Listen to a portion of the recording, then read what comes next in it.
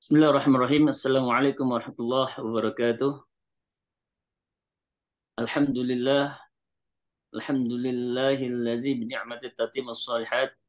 Wassalatu wassalamu ala sayyidina Muhammad ibn Abdullah wa ala alihi wa sahbihi wa man tabi'a risalatah. Usikum wa iya bitaqullah faqad fazal muttaqun. Alhamdulillah, segala puji bagi Allah, berkat rahmat dan inayahnya, alhamdulillah kita bisa kembali bertemu dalam kajian subuh virtual ini. Mudah-mudahan niat tulus ikhlas kita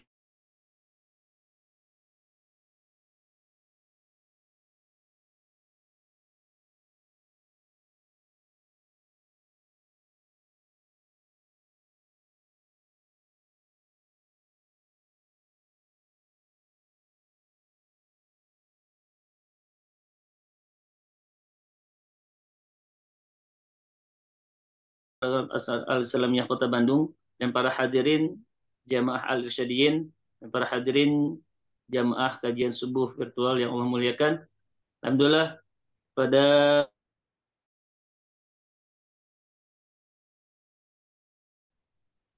kita diberi kesempatan untuk senantiasa mengikuti kajian ini dengan keadaan sehat walafiat, iman yang kuat. Mudah-mudahan dorongan hati untuk senantiasa menambah ilmu juga ini sebagai ladang amal ibadah bagi kita semuanya. Amin di hadapan Allah Subhanahu wa taala. Amin ya Allah ya rabbal alamin. Dan tak terasa hari ini kajian virtual subuh yang ke-118 ya. Alhamdulillah. Maka dari itu para hadirin jamaah eh, kajian subuh yang Allah muliakan, mari kita awali kegiatan kita dengan membaca basmalah. Bismillahirrahmanirrahim. Dan mari kita murojaah bersama di surah Al-Insyirah. A'udzu billahi minasy syaithanir rajim. Bismillahirrahmanirrahim. Alam nashrah laka sadrak wa wada'na 'anka wizrak allazi anqadha dhahrak wa rafa'na laka dhikrak فإن مع العسر يسرا إن مع العسر يسرا فإذا فرغت فانصب وإلى ربك فارغب. Sadaqallahul azim. Alhamdulillah kita sudah mengawali kegiatan kita dengan tadarus bersama. Baik hadirin jamaah kajian subuh yang Allah muliakan, pada kesempatan kali ini kita akan membahas hadis yang ke-36, yaitu bertemakan tentang tolong menolong. Mengingat tema ini amatlah diperlukan untuk saat-saat ini juga, dan untuk kedepannya juga tolong menolong adalah sebuah hal yang lumrah bagi kita juga selaku makhluk sosial yang satu sama lain saling membutuhkan. Yang mana ketika kita memerlukan bantuan, senantiasa teman-teman lingkungan kita hendak menolong, dan begitu pun sebaliknya. Apabila kita melihat sesuatu yang kesulitan, sesuatu musibah, kita senantiasa untuk menolongnya. Ini adalah bentuk amal jariah bagi kita semua selaku umat Islam untuk saling tolong menolong. Ini tema yang sangat luar biasa. Dan insya Allah akan dibahas secara luas oleh guru kita. Dan Alhamdulillah guru kita sudah ada di tengah-tengah kita, yaitu Ustaz Jazan Al-Hakim. Assalamualaikum Ustaz. Waalaikumsalam warahmatullahi wabarakatuh. Assalamualaikum. Sehat Ustaz, sehat? Alhamdulillah, sehat Ustadz, Ustadz Fahmi. Sehat juga Ustadz? Alhamdulillah, Alhamdulillah. Ada di Bandung Ustaz sekarang. Di Bandung, Alhamdulillah. Alhamdulillah, Masya Allah. Ya, Alhamdulillah beliau sudah ada di tengah-tengah kita di sela kesibukan beliau yang sangat luar biasa, Masya Allah. Alhamdulillah bisa menyempatkan hadir juga dan selalu hadir dalam kajian virtual subuh ini. Oke, baik para jamaah semuanya, mari kita belajar bersama-sama terkait tentang hadis Arba'in yang ke-36 ini bertemakan tentang tolong menolong. Kepada beliau, tafadhal masykur Ustaz. Baik, jazakallah khair Ustadz Fahmi. InsyaAllah sehat selalu. Alhamdulillah. Assalamualaikum warahmatullahi wabarakatuh. الحمد لله رب العالمين، الحمد لله وصلاة وسلاما على عباده الذين اصطفى. يا ربنا لك الحمد كما ينبغي لجلال وجهك وعظيم سلطانك. الحمد لillah wa syukur lillah Allah Subhanahu wa taala mempertemukan kita bersama orang-orang yang kita cintai di Al-Irsyad Al-Islamiyah. Mudah-mudahan sebagaimana kita bertemu hari ini, insya Allah kita dipertemukan di sisi Allah Subhanahu wa taala di derajat yang paling tinggi di surga. Amin ya rabbal alamin. Alhamdulillah, sebagaimana Ustaz Fahmi sudah menyampaikan bahwasanya ini pertemuan ke 100 berapa gitu. Ini menunjukkan hadirin yang dimuliakan Allah Subhanahu wa taala, Masya Allah istiqamah menghadiri kajian ini meskipun ada banyak kesibukan, banyak yang mencari dunia, banyak yang mau olahraga, banyak yang punya kesibukan pribadi, tetapi alhamdulillah kita bisa masih istiqamah memakmurkan majelis ini, melanjutkan majelis ini dengan pembahasan yang diridai oleh Allah Subhanahu wa taala. Dimulai awalnya dengan ayat Al-Quran, dilanjutkan dengan tadabbur ayatnya, setelah itu kita mengkaji hadis Rasulullah sallallahu alaihi wasallam. Dan mudah-mudahan insyaallah setelah Al-Arba'in Nawawiyah yang akan dilanjutkan juga ilmu yang baik yang mendekatkan diri kita kepada Allah Subhanahu wa taala. Maka hadirin yang dimuliakan Allah Subhanahu wa taala, setengah jam atau 1 jam dalam pertemuan ini, insya Allah termasuk investasi terbaik kita di sisi Allah Subhanahu wa Ta'ala. Kita boleh dengar sambil sambil nyetir, boleh dengar sambil masak, sambil beres-beres, sambil melakukan kegiatan-kegiatan yang lain. Tetapi juga cara terbaik untuk dengar kajian seperti ini, untuk dengar sambil menulis, melihat faidah-faidahnya untuk diri saya sendiri dalam kehidupan, apa yang saya dapat dari kajian ini. Nah, kita menulis supaya nanti kita mensingkatkan, lalu kita menyebar luaskannya kepada teman-teman, saudara, sahabat di medsos-medsos kita, sehingga manfaatnya menjadi manfaat yang maksimal. Dan kita berusaha semampu kita untuk mengajak saudara kita, keluarga kita, sahabat kita untuk mengikuti. Setiap orang yang mengikuti kajian ini, insya Allah pahalanya bagi kita hadirin. Marilah kita hari ini membacakan hadis nomor 36 Al-Arba'in An-Nawawiyah.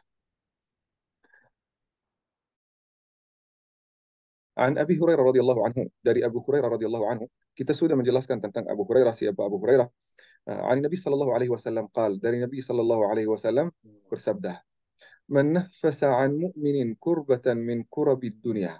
Barang siapa yang menghilangkan kesusahan saudaranya di dunia, barang siapa yang menghilangkan, menyelesaikan masalahnya di dunia, maka Allah Subhanahu wa taala akan menghilangkan masalahnya di dunia dan juga di akhirat. Allah. Jadi kalau kita menyelesaikan masalah saudara kita, Allah Subhanahu wa taala akan menyelesaikan masalah kita. ومن نفس ومن يسر عن معسر يسر الله عنه في الدنيا والآخرة. Dan barang siapa yang memudahkan urusan saudaranya, maka Allah Subhanahu wa taala akan memudahkan urusannya di dunia dan akhirat. Allah. ومن ستر مسلما ستره الله في الدنيا والآخرة. Dan barang siapa yang menutupi aib, kekurangan, dosa saudaranya, maka Allah Subhanahu wa taala akan menutupi aib kita di dunia dan akhirat. Wallahu fi auni al-'abd, ma kana al-'abdu fi auni akhihi. Dan Allah Subhanahu wa taala akan selalu menolong hambanya selama hamba ini menolong saudaranya.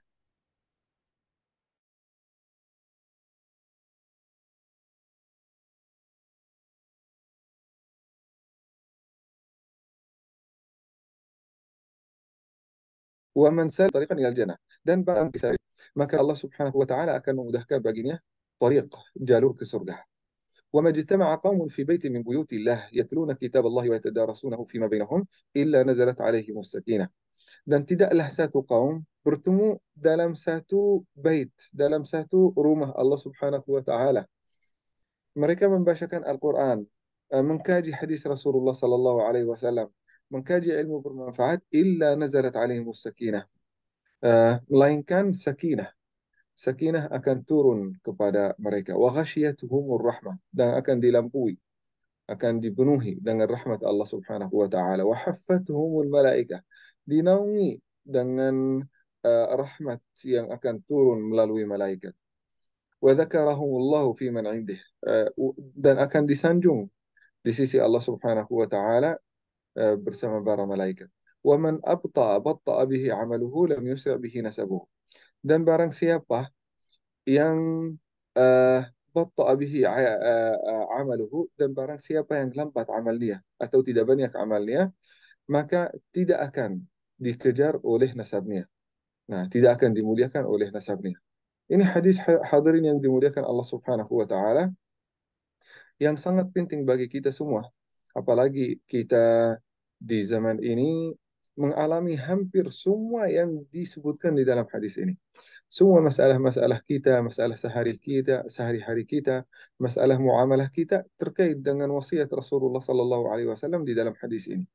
Maka marilah kita sama-sama dengar wasiat Rasulullah Sallallahu Alaihi Wasallam dan nasihat Rasulullah Sallallahu Alaihi Wasallam kepada kita, karena ini menyangkut mungkin kehidupan sehari-hari kita. Setiap hari kita pasti akan dapat manfaatnya.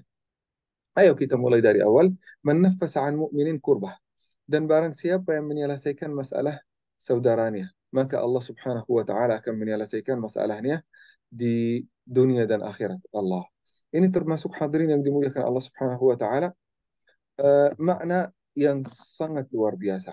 Nah, bagaimana kita kadang-kadang mungkin kita sendiri pernah mengalami kesusahan, pernah mengalami kesulitan. Bagaimana perasaan kita?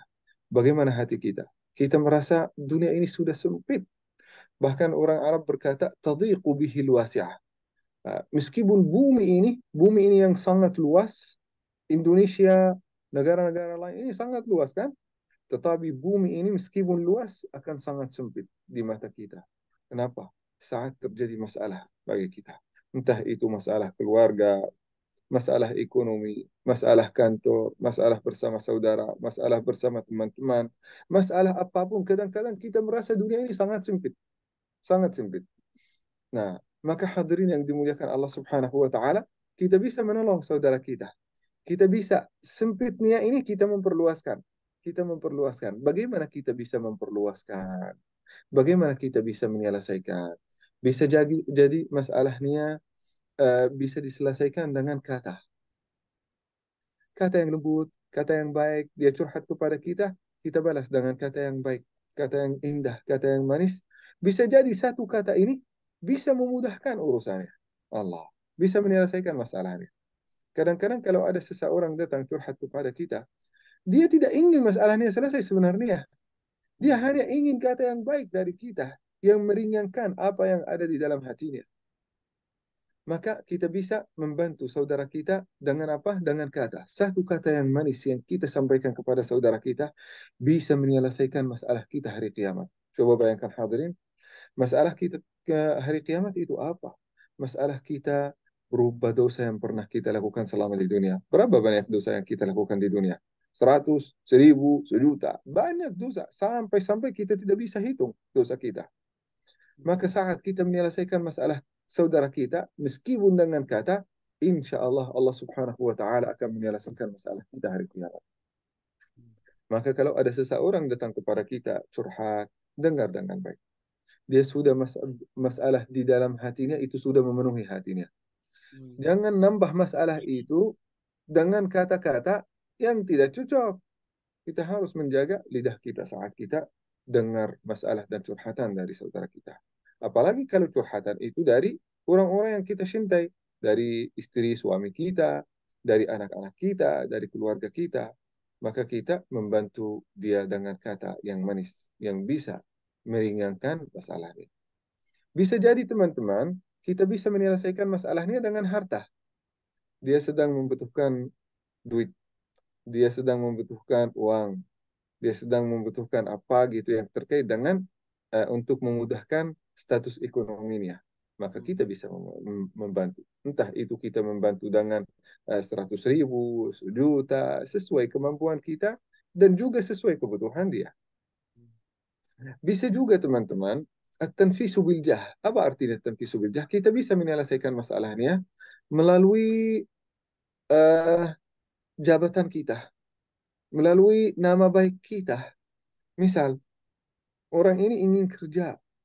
Apakah kita bisa mungkin kita mencari kerja bagi dia?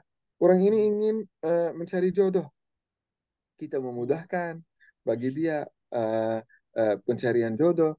Orang ini ingin islah dengan saudaranya, maka kita menggunakan nama kita, kita menggunakan jah kita atau jabatan kita untuk bisa menyelesaikan masalah kita. Jadi banyak dia, setiap orang di antara kita bisa menyelesaikan masalah saudaranya. Jangan bilang, oh saya orang kecil. Kita bisa menyelesaikannya dengan kata, dengan uh, mal, dengan harta. Kita bisa dengan jabatan kita. Jabatan sebagai imam masjid, sebagai ustadz, sebagai mewakili masyarakat, DPR, sebagai wali kota, sebagai wakil wali kota, sebagai gubernur, sebagai presiden. Kita bisa memudahkan saudara kita. Sebagai pengusaha, maka Allah Subhanahu wa taala akan menyelesaikan masalah kita hari kiamat. Allah. Masalah kita hari kiamat bisa jadi satu masalah yang membuat kita sengsara selama-lamanya, yaitu masalah masuk neraka. Maka Allah Subhanahu wa taala akan menyelesaikannya setiap kita menyelesaikan masalah saudara kita. Dan setelah itu hadirin yang dimuliakan Allah Subhanahu wa taala, kata Rasulullah, "Wa man yassara 'ala mu'sirin." Dan barang siapa yang memudahkan urusan saudaranya, maka Allah Subhanahu wa taala akan memudahkan urusannya. Allah. Jadi hadirin yang dimuliakan Allah Subhanahu wa taala, kalau kita melihat di dalam hadis ini, uh, kita bisa mampu mengatakan la ilaha illallah Muhammadur Rasulullah.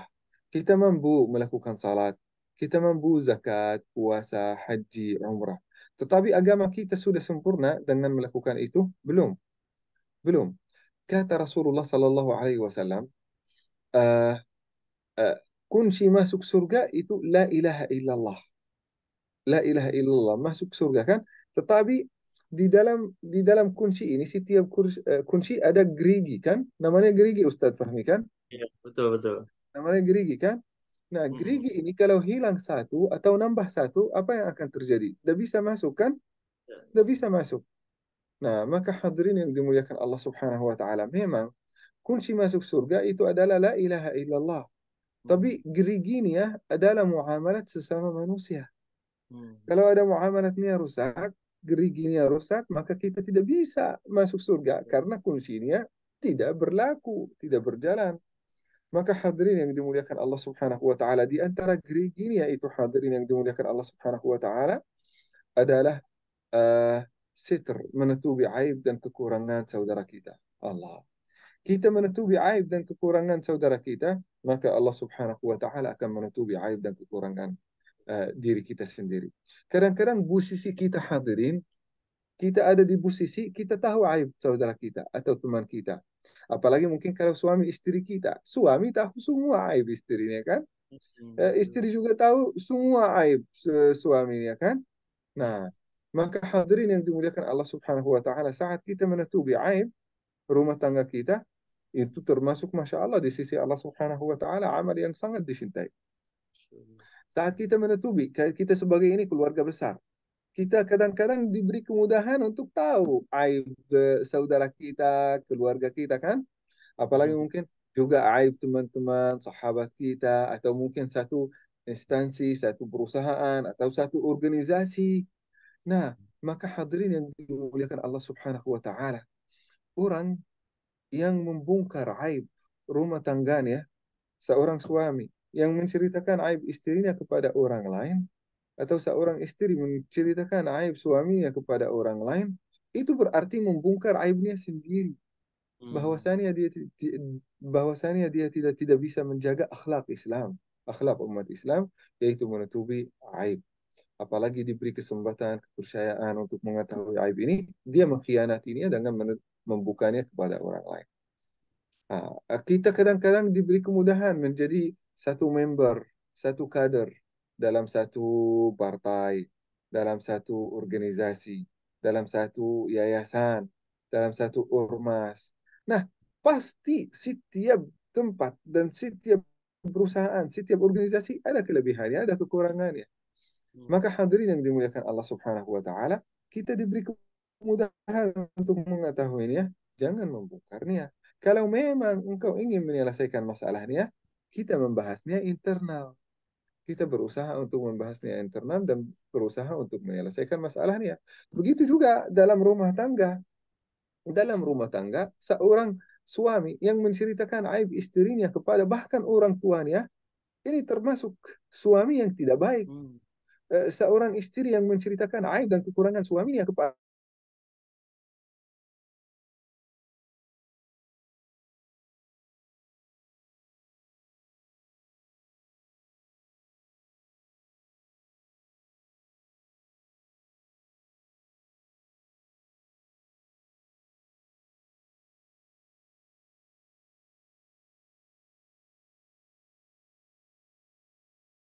ini, kata Imam Syafi'i, niat baik orang yang benar-benar ingin menyelesaikan masalah dan niat baik orang yang benar-benar ingin menasihati akan menasihati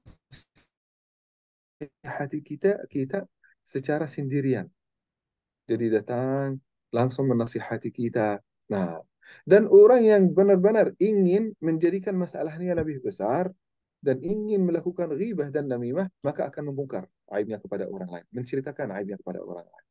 Nah, maka niat yang buruk akan terdapat dari sikap seseorang saat melihat aib. Kalau melihat aib akan menutupinya dan selalu akan menasihati secara sendirian secara langsung kepada orang yang melakukan aib atau membongkarnya kepada orang lain. Kalau membongkarnya kepada orang lain, maka niatnya ini sangat buruk. Nah, saat dia membongkarnya kepada orang lain, kita melihat ini membongkarnya kenapa?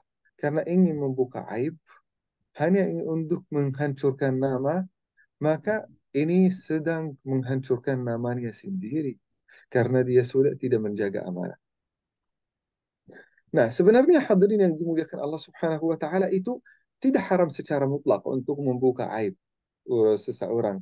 Ada dalam beberapa tempat sebenarnya boleh membuka aib saudara kita. Kapan kita boleh membuka aib saudara kita? Kadang-kadang kepada hakim. Misal, seorang koruptor, seorang melakukan korupsi. Nah, kita bilang, oh, itu aib. Nah, biarin dia korupsi. Enggak. Kita lapor ke KPK. Meskipun dia keluarga kita. Lapor. Karena kecuali kalau kita menasihati, kalau kita menasihati pasti tidak akan melakukan. Kecuali kalau dia tetap melakukan ini, kita melaporkan kepada hakim. Dan ini sangat boleh untuk membuka aib seseorang kepada hakim karena sedang melakukan sesuatu yang merugikan umat, sesuatu yang merugikan dirinya sendiri. Nah, saat kita menasihati hadirin yang dimuliakan Allah Subhanahu wa taala, kita sudah menasihati. Misal, Ustaz Fahmi, Masya Allah, hampir mungkin tidak ada kesalahan dan dosanya. Tetapi kalau ya, kalau Ustaz Fahmi pernah melakukan dosa, maka saya datang kepada Ustaz Fahmi. Ustaz, ini antum ada ini termasuk dosa menurut hadis Rasulullah dan menurut ayat Al-Quran ini gitu ya. Dan juga saya menyampaikannya dengan kata yang paling lembut. Misal Ustaz Fahmi merasa maaf Ustaz Fahmi ya, merasa Ya. sombong sehingga tidak menerima nasihatnya. Nah, tidak menerima nasihat, boleh saya berbicara sama Ustaz Mirza. Ustaz Mirza bisa nggak menasihati Ustaz Fahmi? Tapi jangan bilang ke orang lain ya, langsung. Hmm. Kenapa saya sampaikan ke Ustaz Mirza? Karena Ustaz Fahmi sangat hormat kepada Ustaz Mirza. Nah, Hmm. maka insya Allah Ustaz Fahmi bisa berhenti melakukan dosa itu karena saya berbicara sama seseorang yang Ustaz Fahmi itu sudah hormat. Tetapi setelah saya berbicara sama Ustaz Fahmi, gitu ya. Hmm. Nah, jadi ini caranya hadirin. Nah, kita boleh membuka aib seseorang saat kita fatwa. Hmm. Namun saat kita juga fatwa, kita berusaha juga untuk menutupi semampu kita. Misal kita bisa berkata, uh, Syekh, Ustadz, apa hukum wanita yang sudah diceraikan satu kali oleh suaminya? Nanti kalau Ustadz itu, pasti kalau dia pintar, akan tanya lagi. Itu diceraikan dalam kondisi apa? Apakah engkau haid atau tidak? Apakah dia lagi berakal atau tidak? Apakah dia lalu istri akan cerita, sebenarnya suami saya saat itu begini ya. Akan membuka aib suaminya dalam masalah ini aja. Tidak usah membuka aib yang lain. Oh, ini menceraikan saya karena dia mabuk, karena dia selalu apa, karena dia selalu marah, karena akhlak buruk niat banyak gitu. Enggak. Kan yang membuka aibnya dalam masalah yang terkait dengan fatwa yang kita inginkan dari seorang ustadz dan syekh. Dan kalau sudah diketahui ini masalahnya oleh seorang ustadz, seorang ustadz harus menutupi aib setiap orang yang menceritakan yang mempercayainya. Kalau kita Ya. melihat seorang ustadz yang membuka aib jamaahnya, berarti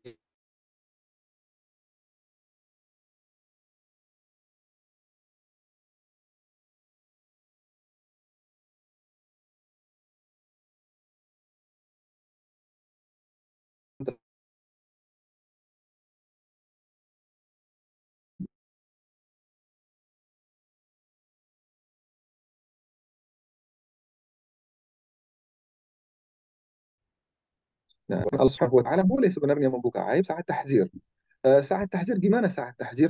Misal sekarang kita akan masuk di pemilu kan, pemilu 2024. Kita tahu bahwasannya dengan hakul yakin bahwasannya salah satu caleg melakukan keburukan, hakul yakin gitu. Dan kalau dia menjadi presiden, dia menjadi DPR, dia menjadi wali kota, pasti dia akan melanjutkan keburukan ini. Maka boleh kita membuka aibnya kepada orang-orang yang akan memilih, yang Hmm. akan memilihnya, supaya dia menentukan pilihannya. Nah, atau mungkin kita boleh, misal ada ustadz yang terbukti secara nyata bahwasannya ustadz ini bukan kita dengar, kita sudah melihat dengan mata kepala kita sendiri bahwasanya orang ini bisa akidahnya sudah sesat, dan kita sudah menasihati ustadz ini dia tidak mau lurus akidahnya, maka boleh kita menceritakan aibnya kepada jamaahnya supaya mereka awas dan hati-hati. Tetapi kalau kita sudah hakul yakin, sekarang apa yang terjadi? Kalau terjadi masalah pribadi antara satu ustadz atau ustadz yang lain, atau mungkin masalah khilafiyah, berbedaan dalam satu mazhab yang masih mu'tabar dalam ahlus sunnah wal jamaah, malah setiap ustadz malah menjatuhkan yang lain. Nah, dan ini yang sangat bahaya bagi kita.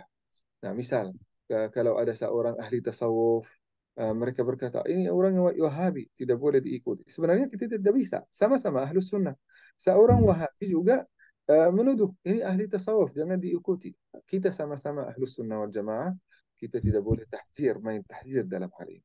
Main tahzir apabila akidahnya sudah rusak, sudah kita menasihati, tetapi kita eh, dia tidak bisa mengikuti apa kata Allah dan kata Rasulnya.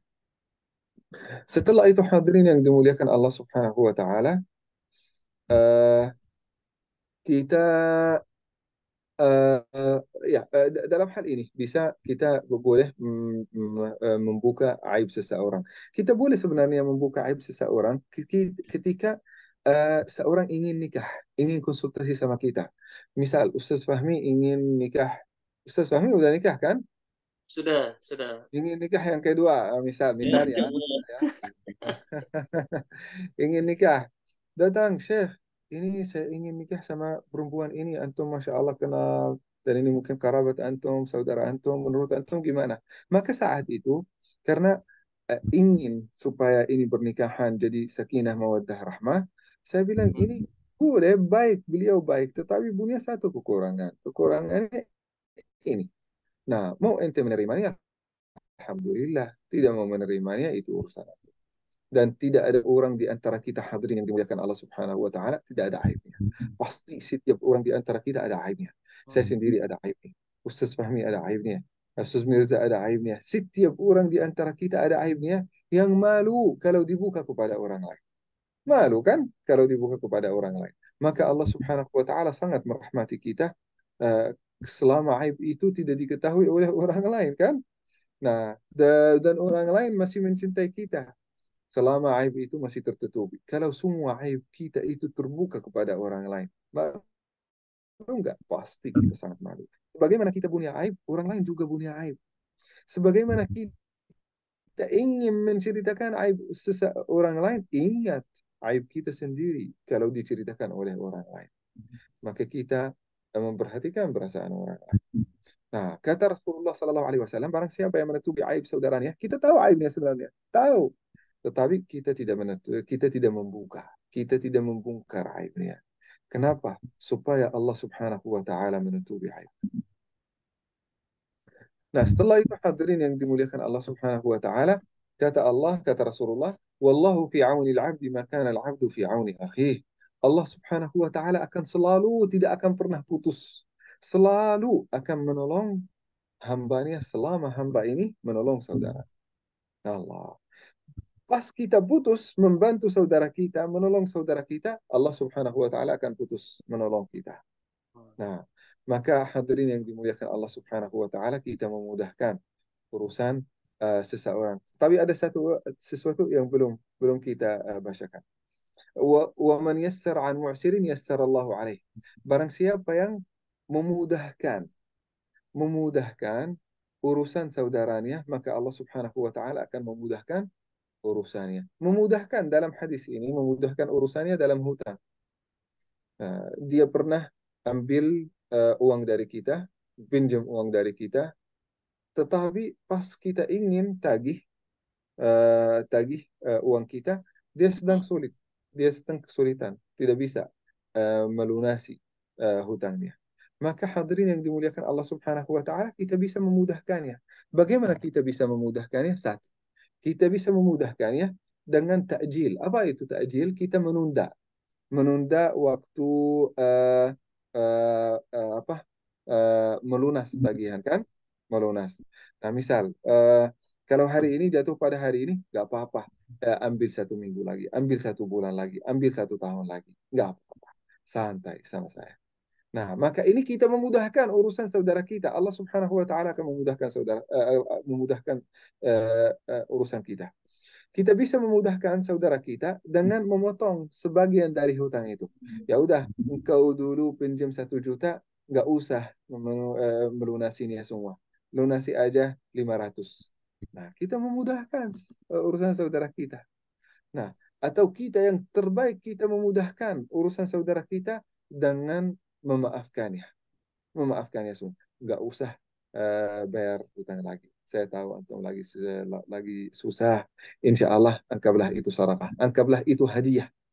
Maka kita benar-benar memudahkan saudara kita. Kalau kita memudahkannya, Allah Subhanahu wa taala akan memudahkan uh, urusan kita hari kiamat. Ada kisah yang terjadi yang diceritakan oleh Rasulullah sallallahu alaihi wasallam. Ada seorang yang tidak pernah melakukan satu ibadah, satu pun ibadah tidak pernah dilakukan. Tapi hari kiamat hadirin yang dimuliakan Allah Subhanahu wa taala akan ditanya oleh Allah Subhanahu wa taala, "Apakah engkau pernah melakukan kebaikan selama di dunia?" Kata manusia ini, "Saya tidak pernah ya Allah, kecuali satu." Apa itu? Dia berkata, "Saya selalu unzurul musir." Nah, apa artinya unzurul musir? Saya selalu, kalau ada seorang, saya suka menghutangi orang, memberi pinjaman kepada orang lain, apabila mereka tidak bisa pada waktu mereka harus melunasi pinjaman tersebut, saya memudahkan mereka. Memudahkan dengan memaafkan, dengan menunda waktunya 1 tahun, beberapa bulan, sesuai kemampuannya. Maka Allah Subhanahu wa Ta'ala akan berkata, engkau akan, sebagaimana engkau memudahkan hambaku, Allah Subhanahu wa Ta'ala akan memudahkan urusannya dengan memasukkan dia ke dalam surga Allah Subhanahu wa Ta'ala. Padahal dia tidak pernah melakukan ibadah, hadirin kan? Tidak pernah sama sekali, hanya dengan memudahkan urusan uh, urusan saudaranya. Nah, jadi hadirin yang dimuliakan Allah Subhanahu wa taala, setelah itu saat kita menutupi aib saudara kita, bisa jadi aib saudara kita itu ada 3. Ada seorang yang ahli taat, seorang ustadz, seorang ahli ibadah, gitu. Asal dalam hal ini apapun dosanya kita menutupinya. Kita menutupinya. Nah, ada seseorang ahli maksiat. Kalau pasti dia, kalau kita tidak membuka aibnya, pasti dia akan menyebar maksiatnya. Dia akan memotivasikan orang lain. Maka kita boleh membuka aibnya. Nah, dan juga ada seseorang yang kita tidak kenal. Orang ini apakah ahli taat atau ahli maksiat, maka kita menutupi aibnya. Karena kita belum tahu.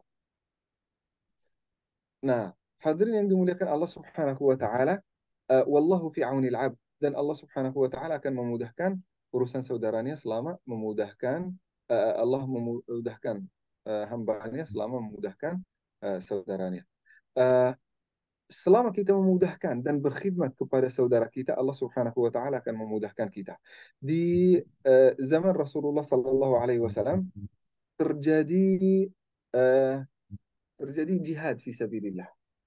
Jihad fi sabilillah, dan yang ikut jihad ini ada orang yang puasa dan orang yang tidak puasa karena jihad.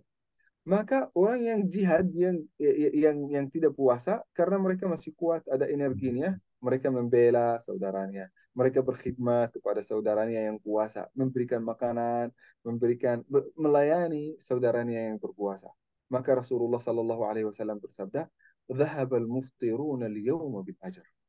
Yang muftir, yang buka puasa, yang tidak berpuasa hari ini lebih mulia di sisi Allah Subhanahu wa taala daripada orang yang berpuasa. Kenapa? Karena yang tidak berpuasa itu menggunakan energinya untuk menolong saudaranya yang berpuasa. Maka mereka lebih mulia di sisi Allah Subhanahu wa taala. Coba bayangkan ya, meskipun puasa itu termasuk pahala yang sangat besar. Nah, ada juga Al-Fudail bin Iyad, hadirin yang dimuliakan Allah Subhanahu wa taala, pernah mengajak seseorang yang sedang i'tikaf di masjid. Sedang i'tikaf di masjid sudah beberapa hari. Mengajak saudara ini yang sedang i'tikaf di masjid untuk menolong saudaranya. Dia berkata, mohon maaf, saya lagi i'tikaf di masjid. Kata Al-Fudail bin Iyad, menolong saudara kita itu lebih baik daripada i'tikaf fisabilillah 1000 hari. Coba bayangkan, 1000 hari. Atau dalam riwayat yang lain, lebih baik daripada haji 2 kali. Coba bayangkan kalau kita haji, kita mengeluarkan banyak uang, kita nunggu berapa tahun supaya kita haji 1 kali. Kalau kita menolong saudara kita, maka Allah Subhanahu wa taala akan mencatat bagi kita pahala seperti 2 haji.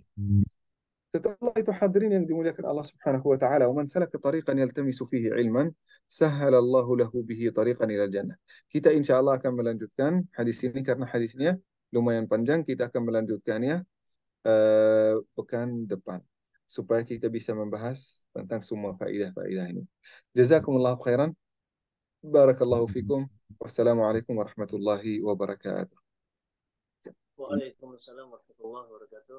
Jazakumullah khairan Ustaz atas wawasan dan juga ilmu yang bisa kita ambil semuanya. Alhamdulillah ya, luar biasa sekali terkait tentang masalah lalu memudahkan urusannya. Alhamdulillah tadi yang beliau sampaikan itu sangat bermakna bagi kita semuanya ya. Tentu hal ini itu bisa bertambah terus kebaikan bagi kita ketika kita selalu memudahkan urusan orang lain atau teman-teman kita, dan ataupun kita bisa menutup aib saudara-saudara kita juga. Baik, alhamdulillah jamaah al-Irsyad Islamiyah, kami persilahkan kepada yang hendak bertanya terkait tentang tema besarnya tolong menolong, memudahkan urusan, menutup aib, dan silakan kepada jamaah bagi yang mau bertanya silakan bisa raise hand ataupun bisa melalui chat. Oke, alhamdulillah ini sudah ada yang melalui chat. Oke. Izin bertanya, Syekh. Ya, Kan silakan. seperti kan tadi mengenai menutup aib, Allah akan menutup aibnya. Ini pertanyaannya adalah, saya jadi penasaran bagaimana bentuk bentuk Allah, maksud Allah menutup aib hambanya. Bagaimana sih bentuk Allah menutup aib hambanya? Di dunia saja atau bermakna Allah berarti memaafkan? Atau bermakna Allah berarti memaafkan? Dan nanti ketika perhitungan amal manusia di padang mahsyar nanti, kan katanya setiap orang akan melihat semua amalnya dan disaksikan seluruh oleh manusia, seluruh manusia. Apakah ini batas akhir Allah menutup aib hambanya? Mohon pencerahannya. Nah, baik. Ada seorang dari salaf pernah berkata, "Adraktu qauman, adraktu qauman laysa lahum uyub." Saya pernah melihat orang-orang yang sangat mulia di mata saya, sampai-sampai saya kira sama sekali tidak punya aib orang ini. Hmm. Nah, Sampai saya kira tidak punya aib mereka. Ketika mereka membuka dan membongkar aib orang lain, maka orang lain ini membongkar aibnya balik. Nah, diketahui aibnya. Dan juga saya melihat orang yang banyak aibnya, terbuka aibnya kepada orang lain, ketika mereka menutupi aib saudaranya, maka aibnya ini, aib mereka sendiri akan terlupakan oleh manusia. Seolah-olah tidak pernah melakukan aib. Ini bentuknya hadirin. Jadi meskipun aib kita diketahui, tetapi tidak disebar kepada orang lain. Dia tersebar. Nah, ini bentuknya. Maka Allah Subhanahu wa taala akan menutupi aib kita di dunia.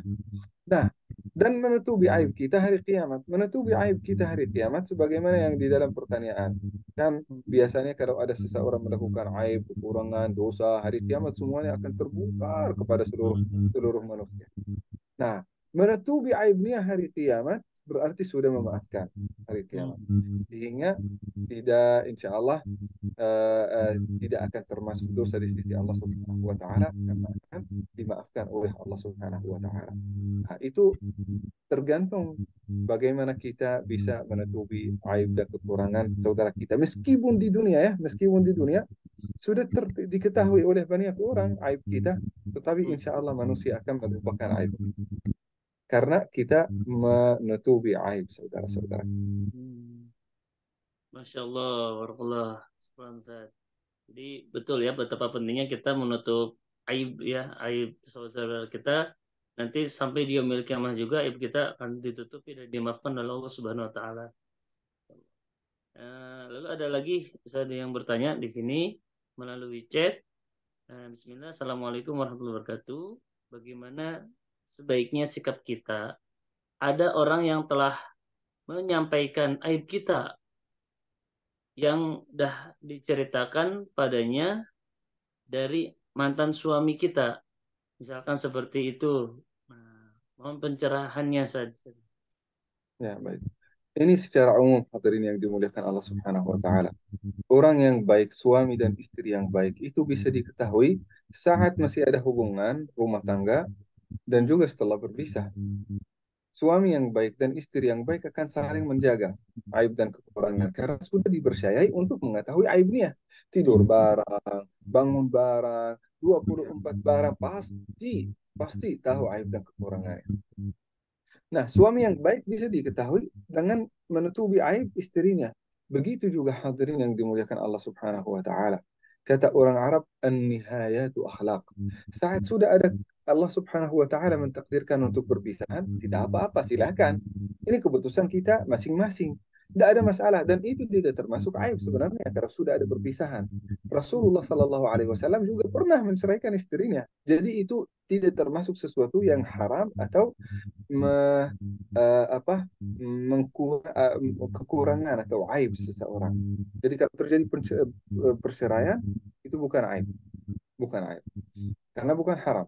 Nah, tetapi yang haram yang terjadi setelah itu hadirin, yang terjadi setelah itu kita emang kita sudah tahu aibnya, malah kita membongkarnya setelah kita berpisah. Kita sudah berpisah, kita harus menutupi mulut kita, menutupi mata kita dari semua aib-aib yang pernah kita lakukan. Kita mulai ini kita ingin move on, maka kita mulai kehidupan baru. Seolah-olah kehidupan itu tidak terjadi dan aib-aib yang kita pernah lihat kita tidak pernah lihat. Seorang mantan istri yang menceritakan aib mantan suaminya kepada orang lain ini jangan dibeli sebagai istri. Jangan nikah sama dia. Karena pasti suatu hari kalau kita berpisah akan membuka aib kita. Nah, Begitu betul. juga seorang mantan suami akan menceritakan terus, menceritakan terus. Ini mantan istrinya bukan suami yang layak dinikah. Jangan nikah sama orang seperti ini. Karena orang ini sudah terbukti keburukan akhlaknya. Karena membuka aib yang dia diamanahi untuk menutupinya. Nah, maka eh, sebagaimana kita sudah berpisah, kita benar-benar berpisah dengan kehidupan kita yang dulu, supaya kita juga bisa move on dan berhenti menjadikan dampak yang buruk itu pada diri kita sendiri, kita berhenti memikirkan dan berhenti membicarakan aib dan kekurangan mantan kita. Ya, insya Allah ya. Jadi itu menjadi sebuah dosa Ustaz ya. Jadi bagi yang membicarakan aib ya, mantan istri atau mantan suaminya. Ya, betul Ustaz. Ya, baik. Apakah ada lagi pertanyaan terkait tentang nuti aib ini?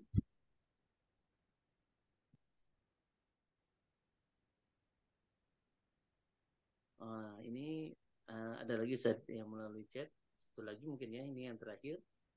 Uh, Ustadz, dalam jual beli, bolehkah kita menyebutkan aib atau kekurangan dari produk yang dibeli? Ya, itu produk, bukan manusia ya.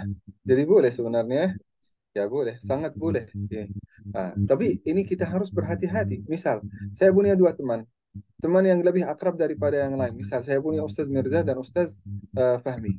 Ustaz Fahmi ini lebih dekat ke saya, tapi Ustaz Mirza enggak. Gitu. Maka saya membuka kelebihan produk yang dijual oleh Ustaz Fahmi dan menceritakan aib produk yang dijual oleh Ustaz Mirza. Maka ini Hmm. termasuk dosa. Kita harus berlaku adil dalam hal ini. Nah, dua-duanya jual produk.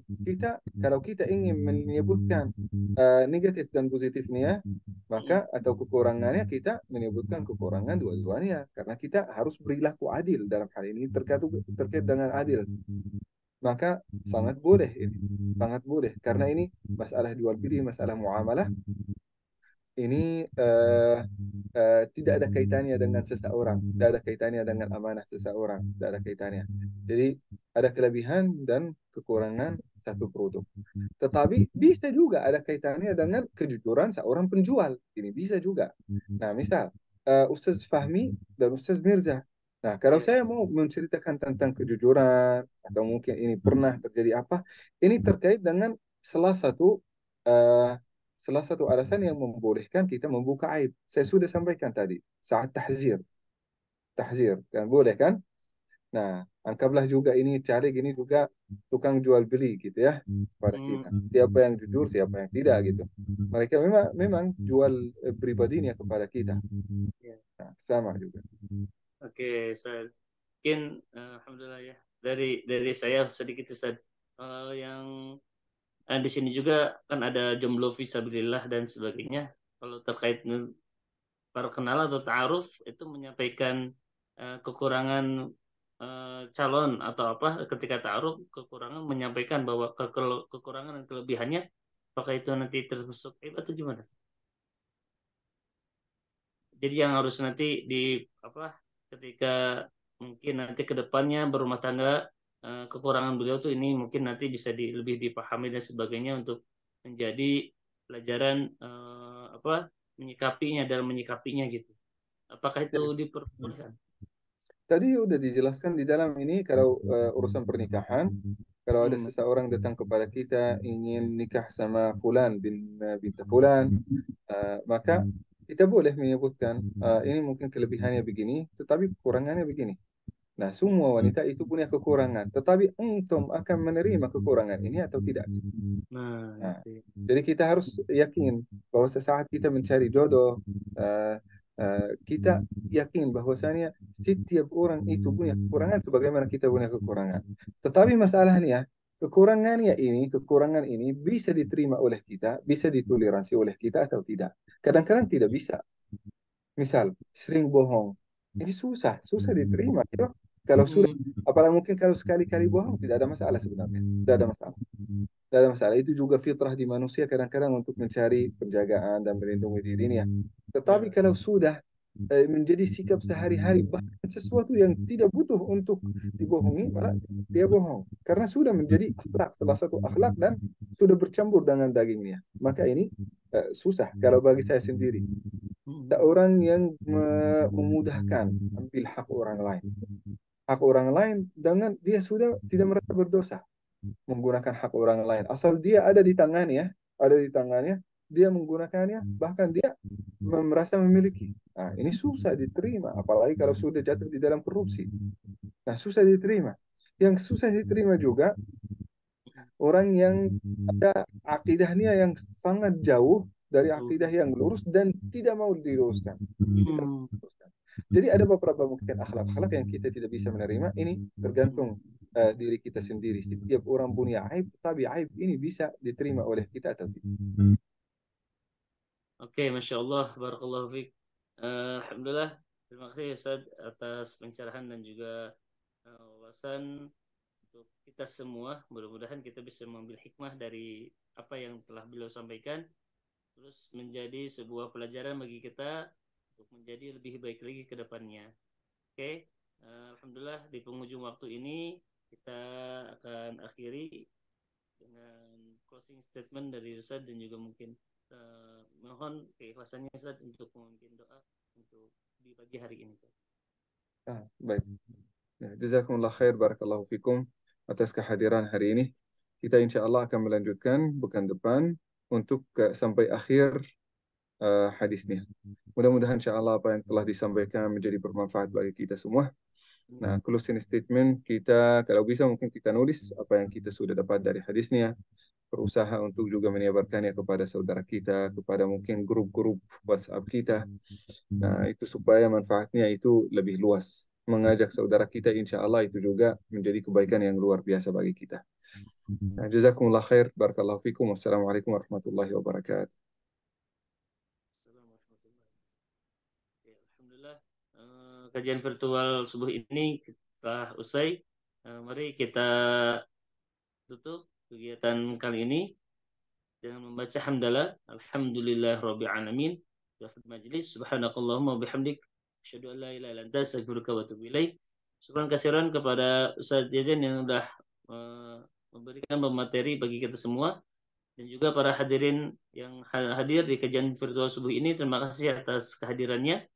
Jangan lupa untuk melihat tayangan ulangnya bisa di YouTube dan juga terima kasih kepada supporter yang udah terselenggaranya acara ini juga dari PC Wanita, Song Mirza, dan juga jangan lupa untuk subscribe juga di channel YouTube Al Irsyad Bandung ya sebagai ladang dakwah bagi kita untuk mensiarkan kajian virtual ini dan juga ya pelajaran-pelajaran yang bisa kita ambil dari tiap kajian yang telah kita lalui. Mudah-mudahan itu menjadi amal jariah bagi kita semuanya. Mungkin itu saja yang dapat saya sampaikan sebagai moderator untuk kajian virtual subuh kali ini. Sampai ketemu lagi di Sabtu pekan depan. Insya Allah mudah-mudahan kita semua dalam keadaan sehat walafiat. Mari kita tutup juga dengan Alhamdulillah. Dan demikian yang dapat saya sampaikan. Akhirul kalam. Wabillahi taufiq wal hidayah. Assalamualaikum warahmatullahi wabarakatuh.